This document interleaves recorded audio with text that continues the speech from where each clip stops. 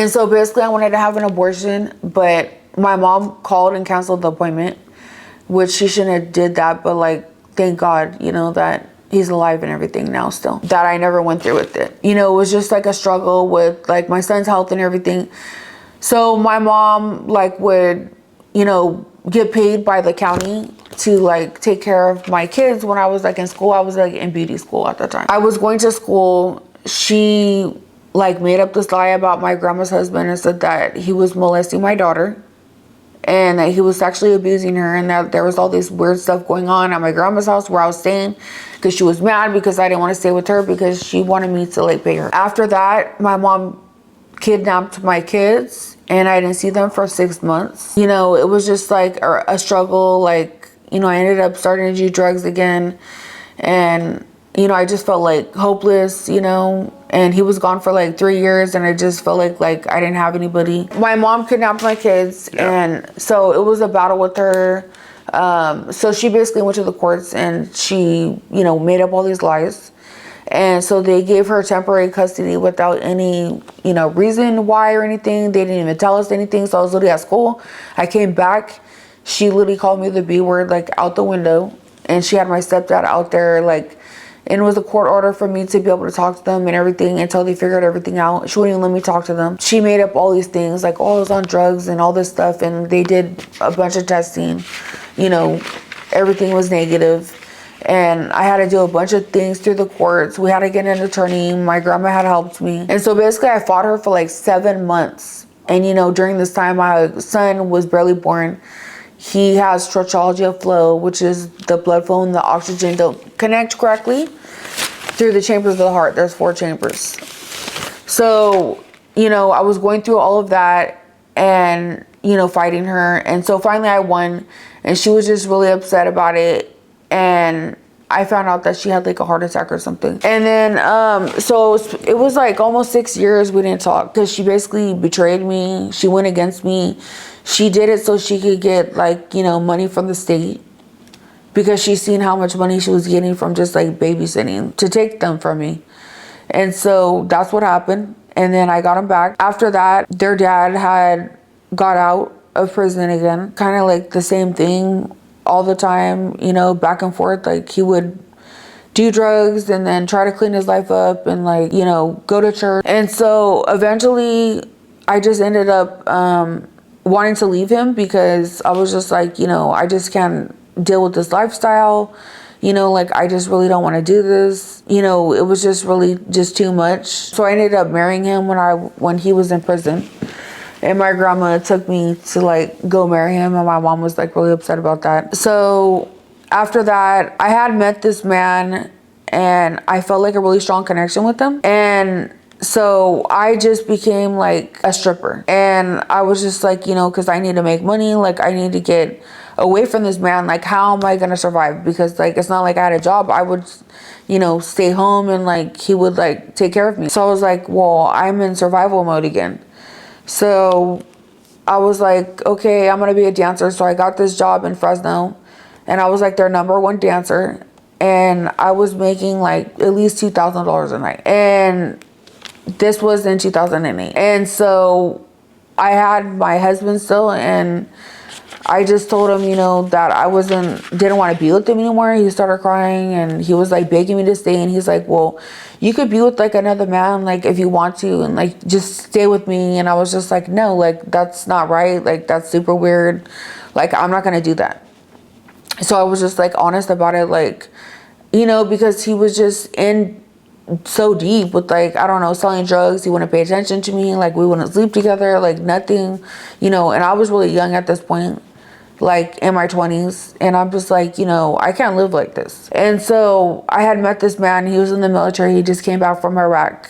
And like, it was so weird. Like the first time when I met him, it was just like the connection was so strong. Like I never felt like that with anybody before. And so immediately within like I went to go pack up all my stuff. I got a U-Haul and I left my husband at the time. I went with this new man and we like stayed together, I think in a hotel for like a week maybe. And then we got like a house, and he had like money saved up and I had money saved up because I was working. I was making a lot of money. And then so we got together, and like it was really good at first. But me and my ex-husband, we were fighting for custody for the kids that I had. And so he had got arrested for like a bunch of drug stuff. Like the FBI was watching him for like a whole year. And so I had no idea at this time, and I didn't know why the Lord was really like trying to get me away from him, like telling me like, you need to leave type thing. And I had no idea like what was going on. Like I just knew the pull was like so strong, like for me to just leave. And so then, because I'm not that type of person just to like get up and leave, you have a family and stuff. So I just like listened to like, I don't know, my intuition or like, God speaking to me. The Lord speaking. Yeah, because at the time I didn't really know what that meant. Yeah. Because I was so young and everything. Right. So, and then after that, I moved in with this man. I was fighting for the custody. And so he gets arrested for like a lot of drug stuff. And then when he's arrested, we're fighting for custody, and then he chases me on the freeway, and like he stops traffic and everything, and he tried to get out of his car and stab me with a screwdriver. And then so like the police heard everything because they were investigating him, so they were like tapping the phones. They heard the whole conversation, like they knew my name, so they knew I was like living in Fresno. So like after they arrested him, they tried to call me up, and they were like telling me like, oh, come down here and like get your kids. Because he did me kind of dirty because we were supposed to go to court for, for the kids and stuff. Well, they arrested me for his drug charges because they said, oh, we'll come down here and get the kids. And then I went down there to get them, and it was like a trap. They just wanted me to go down there so they can just like question me and ask me like where all the drugs are and stuff like that. And I was like, I don't know anything about that. Like he wouldn't tell me anything about any of that stuff. Yeah, I wasn't like involved in anything. I was super young. Then they just like released me like 3 days later, and it was because the only reason why they were able to keep me is because I had like a traffic thing like I didn't take care of. It was just really stupid. And it was like from years ago, like a long time ago. So that's the only way they were able to hold me. But then they let me go 3 days later. And then so I go back to my house in Fresno with the new man that I'm with. So he and him keep the kids until he goes to prison. Because, I feel bad for him. Like he's going to be gone for a while, obviously. Like they're talking like 10 years probably. So, because they had like a lot of evidence on him. And so his brother-in-law was like part of like Mexican mafia and stuff like that. It was like a big operation. I was living with the new person that I was with, and I had the kids. The relationship was good, but it was kind of rocky. Like in the beginning, like he would leave, like one time he left like 3 days and he would leave me there like by myself. He would just like turn his phone off. He would gamble a lot. This one woman she would like email him, and one time in particular, like on my birthday. And so she knew him since like they were young. And she was like best friends with his sister. Well, she was a witch, like she served the devil. So her whole family was like that, and she had like a dead baby inside her body for like a year. And her mom killed like her brother with like witchcraft. Like a black widow ate his body like from the inside out. And so this girl was like really angry that I was with him because like she would mess with them like here and there like a few times, probably off and on since like high school, but he would always tell her like he didn't want to be with her like in a relationship. And so when he met me, we got into like a serious relationship like really fast. And so she was really mad about it. And so she started doing a lot of like death spells, like witchcraft on me. Like when we just were barely starting together, we would just like argue. We would just like have like a lot of problems. And then so we got married in 2016. Before like all that time, like in 1 year, so the year that we got married, we had some people come visit. They were my ex-husband's like daughter and granddaughter, and they tried to jump my daughter in the house. And I was just like, you're not gonna do that. I told them, that they have to leave, like, and stuff like that. And so the police had came, and then my husband he punched me in the chest, and then so my breast actually tore from my chest muscle from my rib cage. And so then I had to go have emergency surgery, and so they could like fix it and stuff like that. It was really painful. I didn't even understand what was happening to me. It was hurting really bad. I was literally at work. I had a fever, and like I kept taking like pain medication and like all this type of stuff. Like nothing would take it away. So then I went to go have like surgery. They had to remove my implants. They're like, okay, you need to wait 3 months, and then like you can go have surgery again or whatever and put it back in. So then I did that, and then I ended up actually getting staph infection this next time. So I got really sick. So we had a downstairs bedroom in the house that we're living in. There was only one room downstairs. All the other bedrooms were upstairs. So I was really depressed. I was going through a lot of stuff. And then so I'm laying in there in the bed. I'm asleep. It's like 9 o'clock in the morning. I'm a type of person, I do not get up till like at least past 12. So all of a sudden I hear this woman calling my name, like down a tunnel. They're saying, Elisha, get up, Elisha, get up. And I'm just like, what the heck is going on? And then I hear these pots and pans banging in my kitchen. And I'm just like, this is wild, you know? And so I get up to go check. There's nobody up, nobody in the house, nobody there. And I'm just like, this is so bizarre. So like I go back to my room, and they keep calling my name, like literally from down a tunnel. And they tell me like they're an angel. And I'm like, wow, like audible voice. So I'm just like, this is weird. So then I'm like, okay, you know what? I'm sick of this, whatever, playing these games. Like I'm going to sleep.